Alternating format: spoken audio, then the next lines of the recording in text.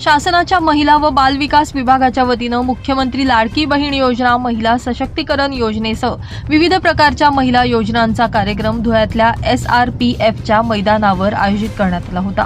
मात्र सदस्य कार्यक्रमात जिल्हा परिषदेच्या महिला व बाल कल्याण विभागाच्या सभापतींच्या नावाचा प्रशासनाला विसर पडल्याचं दिसून आलं। महिला बाल कल्याण विभागाच्या कार्यक्रमातच सभापतींचं नाव निमंत्रण पत्रिकेतून वगळल्यानं खळबळ उडाली आहे। सभापतींचं नावच नसल्यानं सर्वत्र नाराजी देखील पसरली आहे। राज्य शासनाच्या वतीनं महिला सशक्तीकरणासाठी महिला मेळाव्याचं धुळ्यात आयोजन करण्यात आलं होतं। सदरच्या कार्यक्रमाच्या निमंत्रण पत्रिकेत प्रशासनासह राजकीय नेत्यांची देखील नावं टाकण्यात आली। मात्र ज्या विभागाचा हा कार्यक्रम होता त्या विभागाच्या सभापतींचा नावाचा विसर प्रशासनाला पडल्यानं एकच खळबळ उडाली असून जिल्हा परिषदेत देखील नाराजी पसरली आहे। पवन मराठे, माझा महाराष्ट्र न्यूज, धुळे।